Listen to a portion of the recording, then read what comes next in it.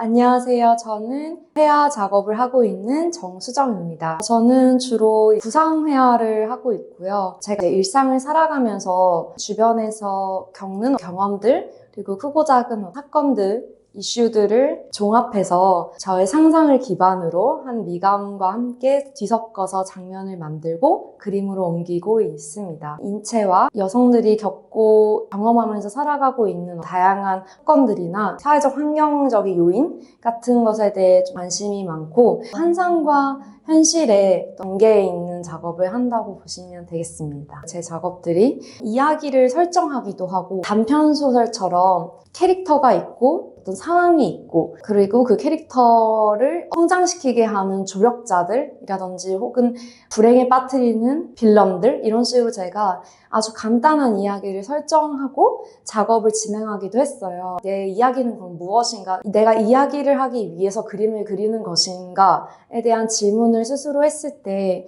그렇지만 않다는 생각이 들었고 그 이후부터는 이야기를 설정하기보다는 장면을 감적으로 먼저 제작하는 과정을 밟고 있는 것 같아요.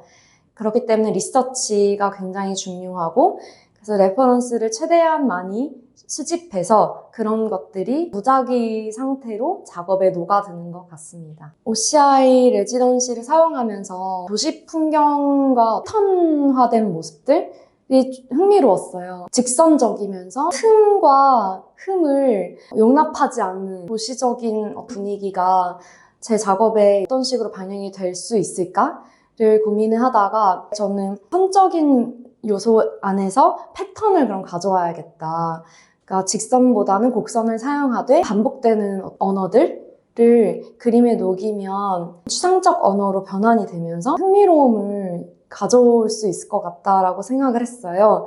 그래서 보시면 원이라든지 물결이라든지 반복적으로 드러나고 있고 그런 것들이 제가 이 공간을 사용하면서 스스로 해석한 도심의 풍경이고 그런 것들이 제 그림 안으로 잘 들어온 것 같습니다.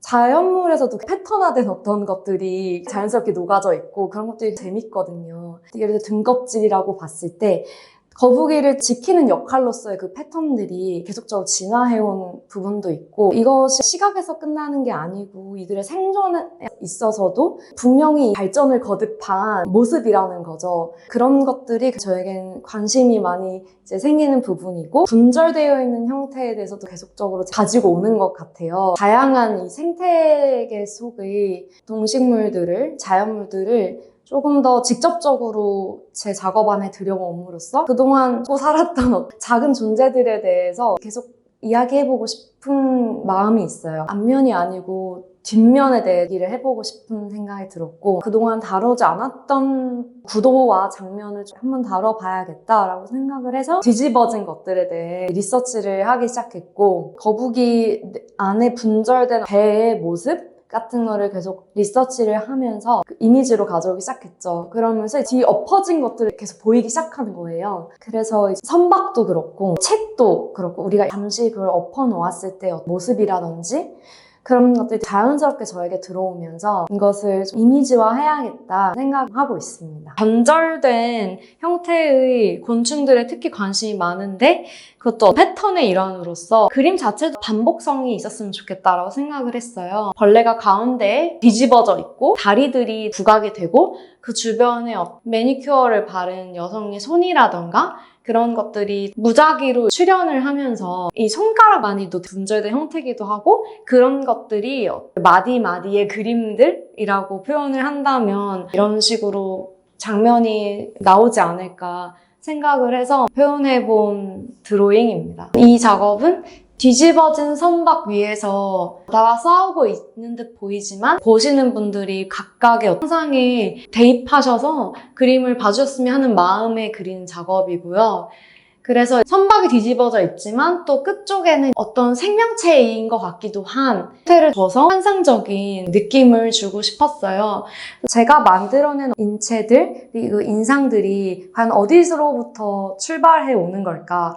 라고 의문이 있었어요. 그러던 와중에 17세기의 네덜란드에서 가상의 인물들을 그렸던 초상화의 형식인 트로니를 알게 되었고 화가들이 직접적으로 모델을 고용하지 않고 일상에서 봐왔던 인물들, 예를 들어 카페나 펍이나 이런 곳에서 봐왔던 인물들의 인상을 가지고 와서 본인만의 모델을 그렸던 것이 흥미로웠고, 나도 결국은 그런 절차를 밟아서 내 초상들을 그리는 것이 아닐까 생각이 들었어요. 그럼 난 어떤 얼굴을 가진 사람을 그려야 할 것인가 라고 했을 때 가상의 여성들에 대해 더 집중하기 시작했고, 이름 없는 누군가를 탄생을 시키는 거죠. 인체의 초상을 연구하던 와중에 얼굴이 숨겨진, 애매하게 드러나는 작업들이 있어요.